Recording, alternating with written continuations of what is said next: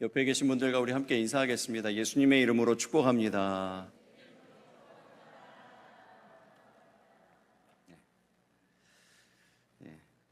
하나님의 말씀 함께 찾아 읽겠습니다.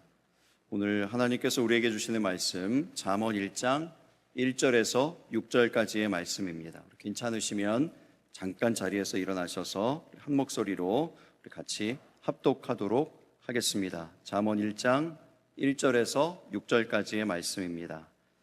다윗의 아들 이스라엘 왕 솔로몬의 잠언이라. 이는 지혜와 훈계를 알게 하며 명철의 말씀을 깨닫게 하며 지혜롭게 공의롭게 정의롭게 정직하게 행할 일에 대하여 훈계를 받게 하며 어리석은 자를 슬기롭게 하며 젊은 자에게 지식과 근신함을 주기 위한 것이니 지혜 있는 자는 듣고 학식이 더할 것이요 명철한 자는 지략을 얻을 것이라. 잠언과 비유와 지혜 있는 자의 말과 그 오묘한 말을 깨달으리라. 아멘. 자리에 앉으시기 바랍니다. 주위에 계신 분들과 다시 한번 인사하겠습니다. 하나님의 환대를 경험하는 하루 되세요. 한 번 더 인사하겠습니다. 당신이 나의 에어컨입니다.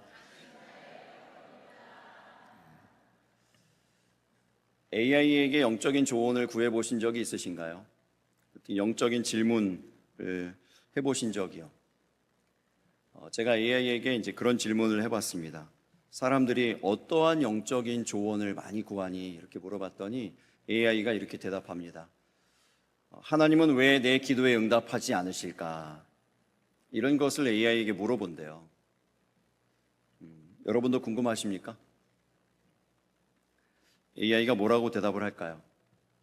성경의 구절들을 많이 알려주고 또 신학적인 그런 여러 가지 견해들을 다 정리해서 아주 논리정연하게 대답을 잘 해줍니다. 그러나 그것이 하나님의 이유는 아닙니다. 하나님께서 응답하시지 않는 동안, 침묵하시는 동안 우리에게 또한 말씀하시고자 하시는 그 하나님의 음성을 알려주지는 못합니다. 저도 AI에게 영적인 질문을 할 때가 있습니다. 가령 예를 들면 오늘 설교의 본문인 잠언 1장, 잠언 1장을 어떻게 설교할 수 있을까? 이렇게 질문을 하면 얼마나 잘 정리해 주는지 모릅니다. 또한 제가 그동안에 설교했던 저의 설교 스타일이라든지 어떤 흐름이라든지 분위기라든지 이런 것에 맞추어서 맞춤형으로 또 잘 이렇게 그 설교를 할 수 있도록 도움의 이야기들을 많이 해줍니다. 그러나 그 모든 이야기가 잠언 1장을 통하여서 오늘 이 예배의 자리에 나와서 예배하는 우리 모두를 향하신 하나님의 음성을 알려주지는 못합니다. 미국의 바나 그룹이라는 그 리서치하는 기관이 있는데요. 연구하고 하는 그런 설문조사하고 그런 기관이 있는데 그곳에서 최근에 아주 흥미로운 조사를 했습니다. 사람들에게 물었습니다. AI가 목사만큼 영적인 조언을 해줄 수 있다고 생각하는가? 이 질문이에요. 어떻게 됐을까요? 절반에 가까운 48%의 사람들이 AI가 자신의 영적 성장에 도움을 줄 수 있다라고 대답을 했습니다. 3분의 1의 성도들은 목회자보다도 AI에게 영적인 조언을 구할 수 있다라고도 대답했습니다. 조만간 다른 일을 찾아봐야 될지 모르겠습니다. 그런데 그 다음에 통계를 보니까 83%나 되는 사람들이 동시에 걱정하고 있는 것이 있대요. 그 걱정이 뭐냐면 AI가 알려주는 성경의 해석이 과연 정확한가? AI가 알려주는 그 신앙의 방향이 옳은 것인가 바른 것인가? 이것에 대한 걱정은 여전히 있다는 겁니다. 그 통계를 보고 안심했습니다. 여러분, 이 걱정은 건강한 걱정이에요. 해야 되는 걱정입니다. AI는 정확하지 않습니다. AI는 하나님께서 우리에게 하시는 말씀을 대언해 주지 않습니다. 그것을 이야기해 주지 않습니다. 문명이 바뀌고 있습니다. 문명 전환의 시대라고 할 수 있어요. 문명은 삶의 방식을 말합니다. 살아가는 방식, 이것을 문명이라고 얘기합니다. 이것이 바뀌었어요. 문명이 바뀌었습니다. 수요예배 때 제가 생활정보 신문 배달했다는 말씀 드렸습니다. 그 신문들은 역사 속으로 사라졌습니다. 더 이상 생활정보 신문, 교 땡땡, 벼 땡땡땡 이런 것들은 이제 더 이상 없어요. 어떤 생활에 필요한 정보를 얻기 위해서 사람들은 이제 검색을 하죠. AI에게 묻기도 합니다. 그래서 이전에는 당연하게도 어른이 아이를 가르쳤습니다. 그런데 이 시대는요, 어른이 아이에게 배워야 되는 시대입니다. 작년에 청년부 수련회 때로 기억을 하는데, 청년들 이제 위로하기 위해서 올라가서 청년회 수련회장에 가가지고 청년들 만나서 청년들 음료를 이렇게 사줬습니다. 근데 음료를 주문하는데 요즘에 다 뭐가 있어요? 카페 안에 키오스크가 있어요. 그 키오스크는 조금 복잡하게 생겼더라고요. 제 아내와 제가 키오스크 앞에서 헤매고 있으니까 저희 둘 사이로 하얀 손이 이렇게 싹 등장을 합니다. 그 손이 누구의 손인가 했더니 사랑청년의 손이에요. 그 사랑이가 저희 뒤에서 저희를 이렇게 물끄러미 보고 있는데 저희가 헤매고 있으니까 이제 등판을 한 거죠. 그래서 주문을 하는데 얼마나 빨리 하는지 쫓아갈 수가 없어요. 어떻게 주문이 됐는지 순식간에 주문이 끝났습니다. 삶의 방식이 달라졌습니다. 문명 전환의 시대입니다. 배워야 살 수 있어요. 우리 아이들에게 배워야 돼요. 다음 세대에게 오히려 배워야 돼요. 들어야 돼요. 정보를 얻어야 돼요. 그런 시대가 됐습니다. 미래학자 엘빈 토플러라는 사람이 이런 얘기를 했습니다. 21세기의 문맹자는 글을 읽지 못하는 사람이 아니라 배우는 법을 배우지 못한 사람이다. 이 사람이 또 어떤 얘기를 했냐면 요즘의 배움은 배우고 나서 그것을 계속 평생도록 쓰는 것이 아니고 배운 것을 또 약간 시간이 지나면 지워야 된대요. 배운 것을 버려야 된대요. 배우고 다시 또 그러니까 비우고 다시 배우고 이런 방법을 익히는 사람, 알고 있는 사람이 이제 문맹이 아니라는 거죠. 뭘 배워야 될까요? 많이 여러 가지 것들이 이제 문명이 바뀌니까 많이 배워야 될 것 같은데요. 성경은 우리에게 뭘 배워야 된다고 말씀하고 있을까요? 성경도 우리에게 계속해서 뭔가를 배우라고 말씀합니다. 하나님의 말씀은 21세기인 현재에도 여전히 살아있고 활력이 있는 하나님의 말씀임을 믿으시기 바랍니다. 디모데후서 3장 16절에 모든 성경은 하나님의 감동으로 된 것으로 교훈과 책망과 바르게 함과 의로 교육하게 유익하니 이는 하나님의 사람으로 온전하게 하며 모든 선한 일을 행할 능력을 갖추게 하려 함이라고 말씀했습니다. 그 초반에 보면 하나님의 말씀은 모든 성경은 하나님의 감동으로 되었다고 그랬습니다. 여기서 이 감동으로 된 부분을 원어로 보면요, 원어 성경으로 보면 하나님의 숨결로 되었다라고 되어 있어요. 하나님의 호흡으로 된 것입니다. 그래서 이 하나님의 말씀에는 하나님의 숨이 있습니다. 하나님의 호흡이 있습니다. 하나님 이 시대에도 우리 이 현재에도 여전히 살아계셔서 이 시대를 살아가는 모든 성도들에게 말씀하고 계심을 믿으시기 바랍니다. 그래서 그 말씀에 귀를 기울여야죠. 그 말씀을 배워야 되는 겁니다. 배우라고 하는 것이 있어요. 하나님께서 특별히 그것이 이제 잠언의 전체 주제라고도 할 수 있는데 오늘 세 가지로 함께 생각해 보려고 그럽니다. 첫 번째는 지혜입니다. AI가 지식을 줄 수 있습니다. 정보를 줄 수는 있습니다. 그러나 지혜를 줄 수는 못합니다. AI를 통해서 지혜를 얻을 수는 없습니다. 여러분, 지혜가 무엇입니까? 지식과 구별되는 지혜는 뭐죠? 잠언 1장 1절과 2절의 말씀을 우리 다시 한번 읽어보겠습니다. 같이 읽습니다. 다윗의 아들 이스라엘 왕 솔로몬의 잠언이라. 이는 지혜와 훈계를 알게 하며 명철의 말씀을 깨닫게 하며. 아멘. 잠언의 목적 세 가지가 명확하게 소개됩니다. 세 단어로 나오죠. 지혜, 훈계, 명철입니다. 비슷해 보이지만 각각 다른 의미를 가지고 있습니다. 다른 방향성을 가지고 있는 단어들이에요. 첫 번째 나오는 지혜요. 이 지혜는 히브리어 원어로 호크마라는 말입니다. 호크마는 숙련된 기술을 의미해요. 어떤 목적으로 사용되어지는 기술인가 하면요, 하나님의 뜻에 맞게 살아갈 수 있게 하는 기술을 얘기합니다. 그것도 숙련된 기술을 얘기해요. 그래서 출애굽기 31장 3절에 보면 부살렐이라고 하는 사람이 나옵니다. 이 사람이 하나님의 명령을 받아서 회막에 필요한 도구들을, 물건들을 성물들이죠. 이런 것들을 만드는 사람입니다. 그래서 금을 세공하고 보석을 깎고 나무를 새기는 이런 재주를 가진, 이런 은사를 가진 사람인데, 이 사람을 소개할 때 나오는 단어가 바로 호크마예요. 지혜입니다. 그래서 지혜는 이런 면으로 보면 다듬는 것을 얘기해요. 다듬어가는 것이 지혜입니다. 무엇을 위해서요? 하나님의 뜻을 위해서. 하나님께서 우리의 삶에 허락하신 그 인생의 도면에 맞추어지기 위해서 다듬어져 가는 것, 이것이 지혜다라는 것입니다. 이 지혜가 있게 되시기를 예수님의 이름으로 축복합니다. 그런 면에서 여러분 잘 아시는 요셉이 처음부터 지혜로웠던 것은 아닙니다. 하나님이 원석과 같이 그에게 꿈을 주셨어요. 하나님의 놀라운 꿈을 그에게 꾸게 하셨죠. 이것은 원석입니다. 그래서 이 요셉이 자기가 꾼 꿈이 무슨 꿈인지도 잘 몰라요. 이것을 어떻게 해야 될지도 모릅니다. 근데 그래서 그 원석을 그대로 가지고 있을 때에는 그것 때문에, 그 꿈 때문에 형들에게 오히려 미움을 받죠.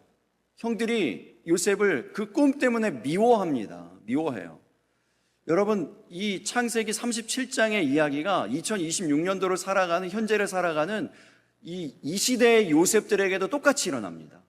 이 시대의 불신자들이 믿는 사람들을 미워하는 이유가 이와 비슷해요. 그냥 우리에게 원성만 있어요. 다듬어지지 않은 원성만 있는 겁니다. 불신자들이 가장 우리 교회를 향해서, 믿는 사람들을 향해서 미워하는 주제가 뭔지 아세요? 뭘까요? 여러분, 그 불신자들이 왜 우리를 이렇게 미워합니까? 자기들만 천국 간다고 한다. 자기들만 천국 간다고. 교회 안 다닌 사람들은 다 어디 간다고 얘기합니까? 지옥 간다고 얘기한다고. 그것 때문에 미움받잖아요.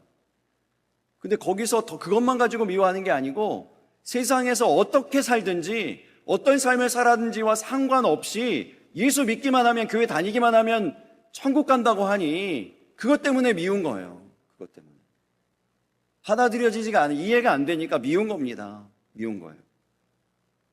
여러분, 우리 안에 구원이 분명히 있어요. 우리 안에 하나님께서 분명히 생명을 주셨습니다. 하나님의 꿈이 있죠. 하나님의 비전이 있습니다. 그런데 여기서 그치면 안 됩니다. 많은 성도들이 여기에 그쳐 있어요. 여기에 멈춰 있습니다. 대표적으로 예를 들었습니다. 전에 말씀드렸어요. 마르다가 신앙이 좋은 처녀였어요. 신앙이 아주 좋은 청년이었습니다. 예수님과의 교제도 많았습니다. 그런데 요한복음 11장에서 예수님이 그 나사로가 죽었다는 이야기를 듣고 그 마르다의 집에 갔을 때 마르다가 예수님께 뭐라고 얘기합니까? 예수님, 마지막 날 부활 때에는 내 오라비가 다시 살아날 줄 내가 아나이다, 이렇게 얘기했다고요.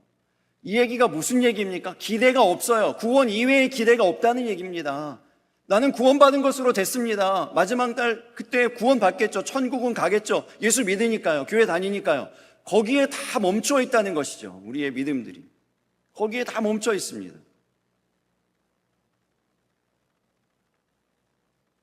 지혜가 필요합니다. 다듬는 일이 필요해요. 다듬어져야 됩니다. 그러나 이것은 깎여지는 일이기 때문에 쉽지 않아요. 요셉이 애굽으로 끌려가잖아요. 종살이를 하잖아요. 깎여지는 시간이라고 생각해요. 요셉이 어떤 것이 깎여졌는가 성경을 곰곰이 보니까요, 요셉이 참 눈치가 없어요. 형들이 죄다 다 자기를 미워하는데, 여러분 그 요셉이 형들을 찾아갔을 때의 장면을 생각해 보세요. 형들이 다 양치고 이리저리 옮겨 다니는데 끝끝내 쫓아가지 않습니까? 형들을 찾기 위해서 형들이 어디 있나 이 보고를 해야 되니까 찾아갔는데, 형들의 눈치가 다 어땠을까요? 멀리서 지금 꿈꾸는 자가 오는도다 이렇게 이제 조롱하는 형들의 눈치는 어땠을까요? 눈빛은 어땠을까요? 다 미워하고 싫어하고, 쟤 안 만났으면 좋겠어, 얘기 안 했으면 좋겠어, 이런 눈치를 보이고 있을 거예요. 그런데 그런 것과 아랑곳하지 않고 요셉은 상관없이 형들에게 와서 자기 일을 하는 거예요. 당당합니다. 당당해. 미워하든지 말든지, 어떤 눈치가 어떠하든지 말든지 이런 거죠. 어깨에 힘이 잔뜩 들어가 있어요. 더 미워요. 그러니까 더 미워요. 우리가 이렇게 미워하는데, 미워하는 줄 아는데 와가지고 아무렇지도 않게 자기 일을 하는 게 너무 미운 거예요, 이게. 그러니까 팔아 넘기죠. 그래서 고생합니다. 남의 집에 가서 종살이를 하고, 그리고 거기에다 더해서 억울하게 감옥에 갇히는 일도 있어지게 되죠. 그런데 여러분, 요셉이 그냥 그 원석에서만 머물러 있지 않고 잘 다듬어지는 시간을 지나온 것 같아요. 현실을 감당할 지혜가 그에게 임합니다. 그래서 옥살이를 할 때, 감옥살이를 할 때 가만히 보니까 고위급 관료 두 사람이 감옥에 들어왔어요. 떡 맡은 간원장과 술 맡은 간원장이 딱 들어왔습니다. 이 사람들을 요셉에게 맡겼죠. 요셉이 그 사람들을 어떻게 대했는지 성경을 가만히 보니까요, 이제는 요셉이 그들의 무엇을 살필까요? 안색을 살펴요. 안색을 딱 살피고, 그래서 이야기가 나옵니다. 근심의 빛이 있네요. 이렇게 하는 얘기가 나오는 거예요. 그제사. 이 깨달은 거죠. 이제 나중에 깨달은 거예요. 막 이게 이제 인생의 채찍을 맞고 나서 깨달은 거예요. 예전에 좀 그랬으면 얼마나 좋아요. 형들하고 있을 때 형님들, 그래서 형님들이 훌륭합니다. 형님들 대단합니다. 그래서 뭐 이렇게 형님들을 좀 세워주고 인정해주고, 저는 형님들의 동생이에요. 꼬봉이에요. 뭐든지 시키면 주세요. 제가 말 잘 들을게요. 뭐 이러면서 좀 사회생활을 잘했으면 팔려가는 일도 없고 고생도 안 했을 것 아닙니까? 근데 그런 유도리, 융통성이 하나도 없고, 내가 말이야 하나님의 꿈이 있고, 내가 하나님이 나에게 꿈을 주셨으니까 말이야 꿈을 보니까 형들이 다 절하고 엄마 아빠가 절하고 이런 거예요. 여러분, 이런 우월감이요, 저 잘못된 우월감이죠. 이 교만함일 수 있어요. 이런 게 믿는 사람들에게 있는 그런 것들이 있습니다. 나는 믿고 당신은 안 믿으니 나는 천국 당신은 지옥. 우월감이 있어요. 우월감이 있어요. 그러니까 이런 걸 느끼는 거죠. 이 교회 바깥에 있는 사람들이 느껴요. 그걸 느껴요. 별로 말을 많이 안 해도 느껴요. 그걸. 그래서 뭐 생긴다고요? 미움이 생긴다. 근데 요셉이 이걸 깨달았어요. 그래서 안색을 살핍니다. 아우, 형님들 요즘 안색이 안 좋으시네요. 무슨 일이 있으신가요? 뭐 이렇게 이제 안색을 살펴요. 나아졌어요. 그런데 지혜는 눈치만이 아니에요. 눈치로 풀려납니까? 요셉이? 그 눈치를 잘 맞춰줬잖아요. 그래서 술 맡은 간원장의 꿈을 풀이해 줬습니다. 그래서 꿈 풀이한 대로 술 맡은 간원장이 풀려져 놨어요. 그리고 요셉이 몰랐던 것이 하나 있죠. 수요예배 때 말씀드렸던 것 같은데, 주중 예배 때 말씀드렸던 것 같은데, 왜 그 술 맡은 간원장이 요셉에게 은혜를 받았는데도 요셉이 계속해서 감옥에서 풀려나지 않고 감옥에 있습니까? 누가 더 높기 때문에요? 보디발이 더 높기 때문에 그렇죠. 보디발이 더 높잖아요. 감옥에 가둔 사람은 누굽니까? 보디발이거든요. 이제 풀려난 사람은 술 맡은 간원장인데, 술 맡은 간원장이 보디발보다 낮아요. 이 직급이 낮은 사람이 보디발에게 가서 얘기한들 무슨 소용이 있습니까? 보디발을 움직일 수 있는 유일한 한 사람 누구죠? 왕입니다. 왕이죠. 바로 왕. 바로를 통해서 그 보디발에게 요셉을 풀어주라고 이야기할 수 있는 사람, 유일한 한 사람, 왕을 움직일 수 있는 한 사람 누구죠? 하나님밖에 없어요. 그래서 요셉이 감옥에 남아서 2년을 더 보냈는데, 저는 생각할 때 그 2년의 시간이 요셉의 지혜가 무르익는 시간이었다고 생각이 들어요. 잘 다듬어지는 시간이었다고 생각이 듭니다. 그래서 그 다듬어진 결과가 뭐죠? 감옥에서 딱 풀려나자마자 바로왕 앞에서 제일 먼저 튀어나온 이름 하나님입니다. 하나님. 이 모든 꿈의 해석은 하나님께 있습니다. 모든 것은 하나님께 달렸습니다. 하나님의 이름이 탁 나오고요. 그리고 뿐만 아니라 그 이후에 모여있는 모든 사람들이 다 납득할 만한, 수긍이 될 만한, 이해가 되는 멋진 프리젠테이션이 있죠. 앞으로 7년에 흉년이 있고 흉년이 있을 겁니다. 그리고 이것을 대비하고 준비하기 위해서 이거 이렇게 해야 됩니다. 프레젠테이션을 쫙 하는 거예요. 잘 다듬어진, 거기에 믿지 않는 사람, 하나님을 모르는 사람들, 이런 사람들을 다 있는데 그 사람들이 다 납득하고 이해할 만한, 받아들일 만한 그 지혜가 성숙된 거죠. 숙성된 거죠. 그 시간이었던 거예요. 다듬어지는 시간이었습니다. 마침내 꿈이 이루어졌습니다. 하나님이 주신 꿈, 원석의 꿈, 그것이 아름다운 보석이 되어서 완성됐죠. AI 시대에도 여전히 구원이 필요합니다. 구원에 이르는 지혜가 필요해요. 여전히 하늘 양식을 필요로 하는 굶주린 많은 사람들은 줄을 서 있습니다. 넘쳐납니다. 학교에 가면 오늘 우리 아이들에게 시상을 해줬는데, 이 아이들이요, 선교사와 같아요. 한 반에 교회 다니는 아이들이 한 명이랍니다. 그런 시대예요.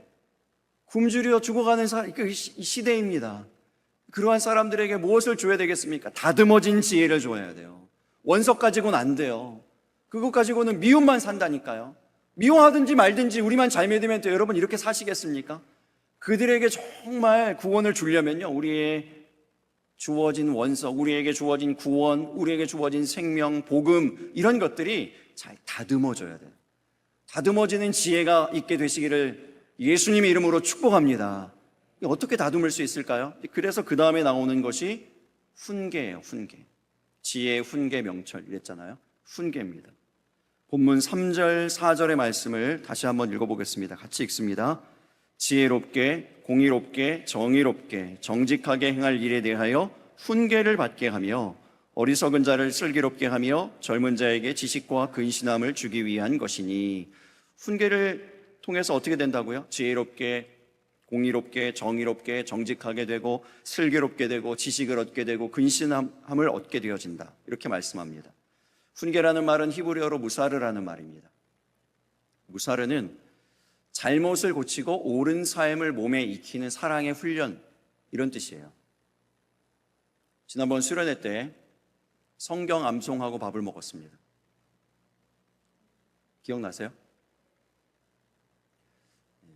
하나님을 경외하며 또 온 백성에게 칭송을 받으니 주께서 구원 받는 사람을 날마다 더하게 하시리라. 사도행전 2장 47절 말씀. 아멘.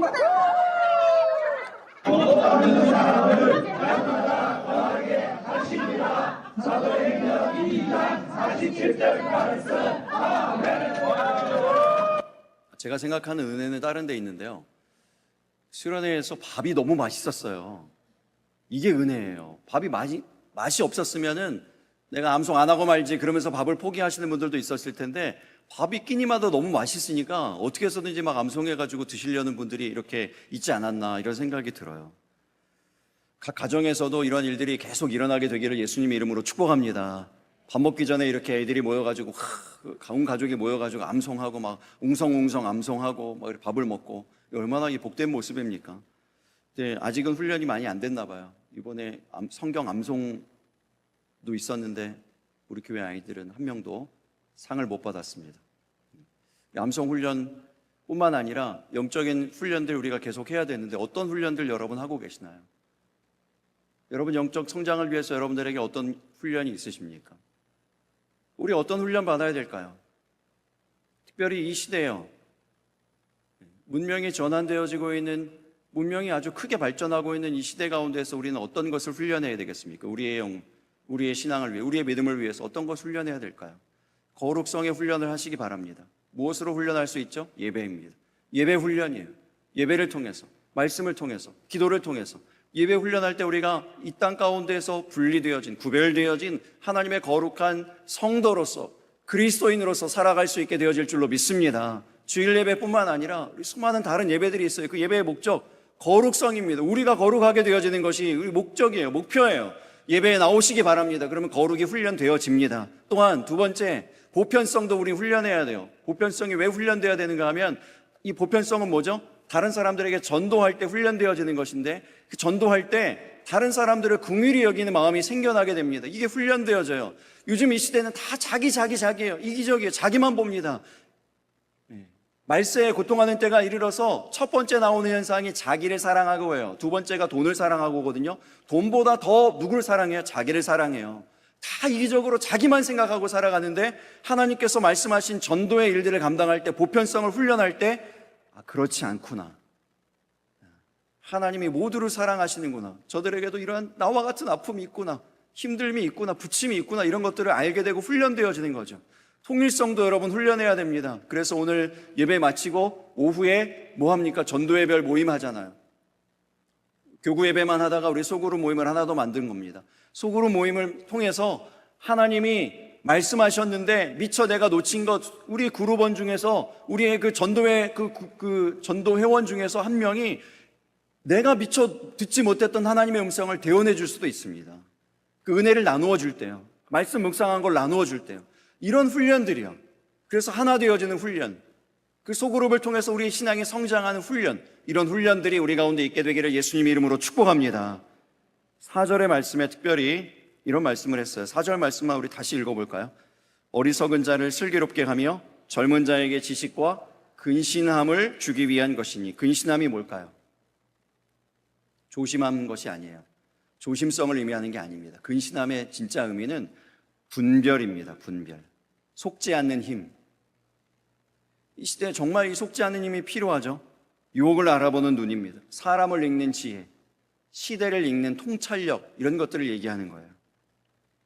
그래서 우리가 세 번째 배워야 하는 것이 있는데 명철입니다. 명철. 5절과 6절의 말씀도 우리 계속 읽어보겠습니다. 같이 읽습니다. 지혜 있는 자는 듣고 학식이 더할 것이요 명철한 자는 지략을 얻을 것이라. 잠언과 비유와 지혜 있는 자의 말과 그 오묘한 말을 깨달으리라. 아멘. 성경의 명철은 분별할 수 있는 힘을 말합니다. 명철한 자는 지략을 얻을 것이라 이렇게 말씀했는데 여기서 지략은 항해수를 말합니다. 그래서 본문 5절을 그렇게 다시 보면은 이런 얘기예요. 분별의 지혜가 있는 사람은 인생을 어떻게 항해해야 되는지 이제 아는 사람이다, 이런 거죠. 엠마오로 가던 두 명의 제자들이 길을 잃었습니다. 예수님을 잃고 방향을 잃은 거죠. 예수님께서 옆에서 함께 걷습니다. 근데 못 알아봐요. 길을 잃은 것뿐만 아니라 정신을 잃었나 봐요. 예수님이 함께 걷고 계시는데 알아차리지 못합니다. 알아보지 못합니다. 여러분, 이것을 볼 때 저는 이 생각도 해보았어요. 예수님은 평범함 가운데 계심을 믿으시기 바랍니다. 너무나 평범해서 알아차리지 못해요. 예수님의 그 형상, 예수님의 그 모습이 우리와 함께 길을 걷고 있는 그 누군가가 예수님일 거라고 아무도 생각을 못하는 거죠. 여러분, 우리의 평소의 삶, 평범한 우리의 삶 가운데 예수님이 말씀하고 계실 수 있는데, 하나님이 내게 뭔가 도전하실 수 있는데 이것에 대해서 전혀 눈치채지 못하는 거죠. 알아차리지 못하는 거예요. 그러면서 우리의 인생 길을 걸어가고 있는 겁니다. 한동안 계속 걸어가잖아요. 엠마오를 향해 가던 이 제자들이 예수님이 바로 옆에서 함께 걷고 계시는데 그걸 모르고 그냥 계속 걸어가잖아요. 뭐라고 계속 예수님이 말씀하시는데도 못 알아듣고 계속 걸어가잖아요. 잘못된 길로 가는데요. 예수님이 원하는 길이 아닌데요. 그 길로 계속 걸어가잖아요. 부활하신 예수님을 찾는 마리아가 그 산에서 헤매이다가 동산지기를 만났대요. 성경에 보니까. 그 동산지기가 누구예요? 예수님이거든요. 근데 마리아 눈에 동산지기를 보여요. 왜 그렇게 보였을까요? 예수님이 너무 평범하거든요. 부활하신 예수님이 온몸에 빛이 나고 뭔가 영광스럽게 찬란한 영광이 드러나고 막 이렇게 생각되어질 것 같은데 그런 생각의 예수님이 아니거든요. 평범한 그냥 사람의 몸을 입고 앞에 서 있으니까 동산지기로 보여요. 예수님을 너무나 사랑하고 잘 믿었던 마리아인데 동산지기로 예수님을 착각합니다. 왜 그런 줄 아세요? 예수님이 너무나 평범하시기 때문에 그래요. 부활하신 예수님이 제자들에게도 나타나셨죠. 바닷가에서 물고기를 굽고 계십니다. 제자들이 처음에 예수님인 줄을 몰랐다고 그랬어요. 못 알아봐요. 왜 못 알아볼까요? 너무 평범하시니까요. 예수님이 태어나시고 30년 동안이나 메시아인 줄 거의 아무도 못 알아봅니다. 예수님이 메시아라는 사실을 알아차린 사람은 손에 꼽을 정도. 왜 그럴까요? 평범하셔서. 너무나 평범하셔서. 그래서 분별의 능력입니다. 평범함 가운데 숨겨져 있는 비범한 은혜요. 그 비범한 은혜들을 우리는 수시로 놓치고 산다고요. 그러면서 그냥 계속 엠마오로 향해 가던 제자들처럼 우리의 길을 걸어가는 거죠. 평범함 가운데 담겨있는 비범한 하나님의 은혜를 분별해내는 것, 이게 명철입니다. 이게 지혜예요. 그래서 내 방향이 어떻게 돼야 되는지, 내 방향을 어떻게 돌려야 되는지를 알고 그 방향을 향해 집중해서 바르게 길을 걸어가게 하는 것, 이 명철입니다. 극동방송을 계속 하다 보니까 어느 순간 깨닫게 되어진 것이 있어요. 사람들이 방송을 틀었다고 해서 다 듣는 것은 아니구나, 그런 생각을 하게 됐어요. 방송을 그냥 배경음악으로 틀어놓고 주파수 맞춰놓고 음악은 나오고 뭐라고 얘기는 하는데 다들 귀 기울여 듣는 사람 별로 없는 거예요. 그냥 그런 사실을 제가 알게 됐어요. 그래서 저는 막 열정을 가지고 열심히 막 준비해서 막 기도하면서 한 문장 한 문장 고치고 다시 쓰고 고치고 다시 쓰고 막 이렇게 해가지고 열심히 준비해서 방송 갔는데 사람들이 다 이렇게 배경음악으로 다 듣고 있는 거라서 힘이 빠졌어요. 좀 열정이 식었어요. 이렇게 소용이 없구나. 별로 텐션이 떨어졌어요. 한마디로 제가. 그런데 그 순간 정신이 번쩍 들게 만든 한 청취자가 있습니다. 그분도 방송하는 분인데 아침에 출근을 할 때 제 방송의 그 말씀을 하나도 놓치지 않으려고 일부러 늦게 출근하신. 출근 준비를 다 맞춰놓고 가방까지 다 들고 그걸 끝까지 다 듣고 있다가 여기 땡 하면 가시는 거예요. 늦더라도 한마디도 놓치지 않고 그걸 들으시려고 그래요. 눈물로 매일매일을 들으신대요. 이분의 삶이 매일매일 같이 전쟁이에요. 매일매일 죽고 싶은 생각과 싸우시는 분. 하루하루 그 말씀을 듣고 하루를 살아내시는 거예요. 하루를 말씀을 듣고 하루를 버텨내고 견뎌내시는 거죠. 감사합니다, 목사님. 이렇게 인사를 전해 오셨는데 그 순간 분별하게 되는 거죠. 제가 그 방향을 정했어요. 그냥 허투루 듣는 사람들 말고 배경음악으로 틀어놓는 사람들 말고 이제부터는 방향을 확실히 정했어요. 바로 이러한 사람들이요. 하늘의 위로 하늘의 소망만을 붙잡고 오늘 말씀 듣고 오늘을 살아내는, 오늘을 버텨내는 이분들이 있다면, 한 영혼이 있다면 그 영혼을 바라보면서 그 영혼을 향해서 전해야 되겠고, 말씀을 전해야 되겠구나, 위로의 메시지, 하나님의 메시지를 전해야 되겠구나, 이렇게 분별하게 된 거예요. 방송을 하다 보면 앞에 보이는 사람이 김하은 PD밖에 없어요. 그래서 보니까 김하은 PD가 제일 은혜 받는 것 같아요. 혼자 말씀을 다 들으니까요.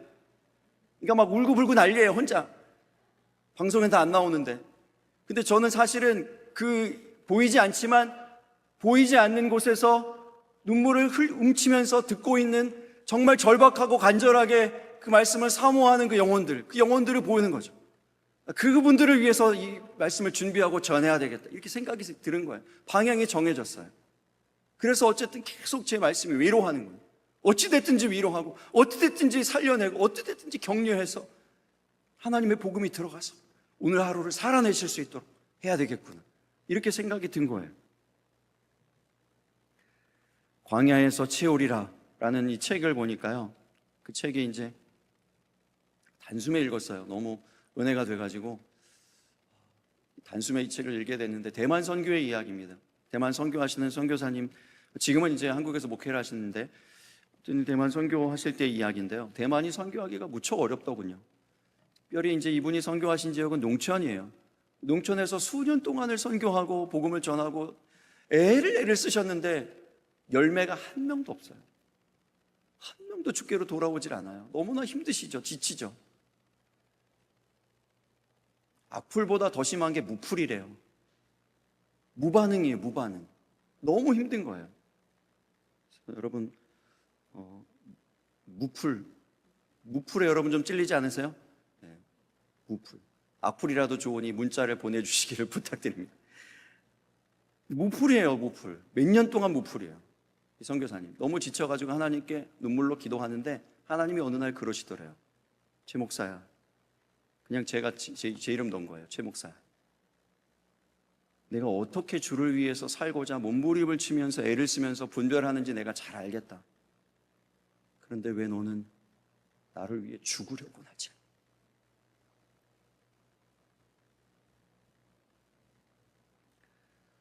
그러면서 생각난 말씀이 요한복음 12장 24절이에요.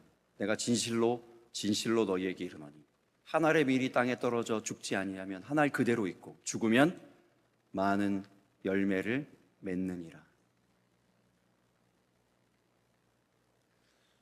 문명 전환의 시대라고 했잖아요. 기독교 콘텐츠도 전환됐습니다. 그래서 기독교의 복음의 메시지와 교회의 이야기들과 어떤 문화들, 이런 것들이 많은 여러 가지 매체들을 통해서, 이 콘텐츠들을 통해서 전달되는데 내용들이 다 한결같이 어떤 내용인가 하면 어떻게 살 것인가요? 어떻게 살아날 것인가?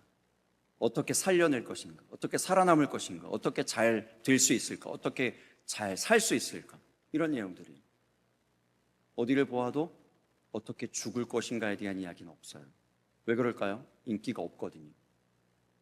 다 살아내는 것, 살려내는 일에만 다 귀를 기울이거든요. 그래야만 조회수가 올라가거든요. 좋아요가 올라가거든요. 죽는 얘기는 사람들이 원치 않아요. 그러나 여러분, 분별은요, 둘 중에 하나 선택하는 거거든요. 히브리어로 비나라는 말인데 둘 중에 하나 선택하는 거예요. 삶과 죽음, 어둠과 빛, 빛과 어둠, 생명과 죽음이요, 구원의 길과 멸망의 길이요, 빛과 어둠, 둘 중에 하나 선택하는 거거든요. 예수님은 어떤 걸 선택하셨나요? 충분히 사실 수 있어요. 삶을 선택하실 수 있습니다.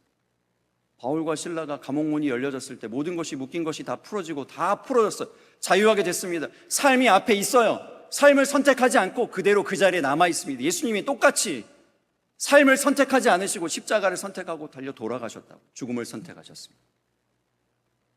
그 죽음으로 모든 인류에게 구원의 문이 열리게 되었음을 믿으시기 바랍니다.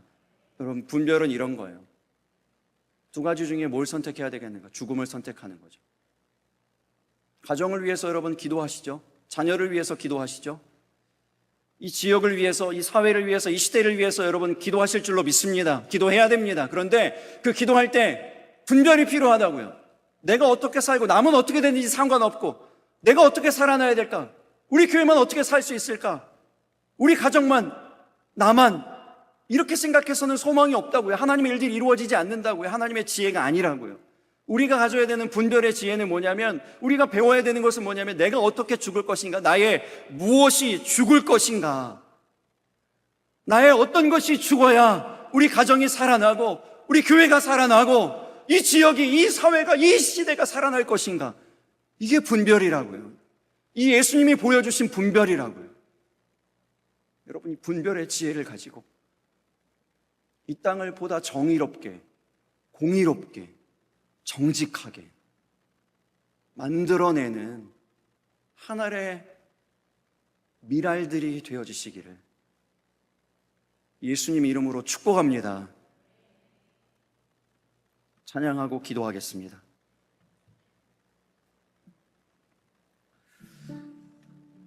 우리 지난주에 광고했었는데 심재현 목사님 자제분이 결혼했습니다. 그래서 제 결혼식에 제가 참석은 못했고 축의금만 보내드렸더니 감사하다고 그렇게 하신 이제 몇몇 목사님들을 모아서 이제 어제 토요일에 점심을 같이 먹었습니다. 피로연, 아주 조촐하게 피로연처럼 이렇게 목사님들 모여서 식사를 했는데요. 마침 제 옆자리에 어떤 목사님인지 앉아 계시는데, 목사님이 최근에 피부과 시술을 받으셨대요. 저에게 이제 자랑을 하십니다. 좋아. 그래서 제가 그래요? 그러면서 이제 얼굴을 자세히 봤어요. 자세히 자꾸 보니까 이렇게 피하시면서 나아지고 있는 중이야. 그 얘기를 딱 던지시는데 그런 생각이 드는 거예요. 아, 나는 나아지고 있나? 내 설교는 나아지고 있나? 내 믿음은 나아지고 있나? 신앙생활은 내가 정말 하나님을 사랑하는 이 마음은, 하나님을 섬기는 마음은 나아지고 있나? 그런 그 질문이 계속 메아리치는 거예요. 여러분들은 어떠세요? 여러분 신앙이 나아지고 계십니까? 믿음이 나아지고 계시나요? 그 일들을 위해서 여러분은 어떤 일들을 하고 계시나요? 지혜를 얻기 위해서 이 세상을 살아가는, 이렇게 바뀌는 문명의 전환의 이 시대에서 정말 하나님을 제대로 바르게 믿을 수 있는 지혜요, 다듬어져야 되는 지혜요, 그리고 훈련받는 그 훈계요, 훈계, 분별이요, 내가 죽는 분별이죠. 참된 복음으로 향하는 분별이죠. 이게 참된 예수님의 모습을 보여주는 분별이죠. 이런 것들 여러분 마음속에 품고, 그래서 그것이 점점점 나아지고 계십니까? 성장하고 있습니까? 하나님의 말씀으로 우리를 훈련시켜 주시옵소서 하고 여러분들이 더 기도해야 됩니다. 하나님께서 우리에게 주시는 그 지혜와 훈계와 명철로 우리의 신앙이 날마다 성장하게 되기를 바랍니다. 우리 그러한 마음을 가지고 결단하면서 우리 함께 찬양하고 기도하겠습니다.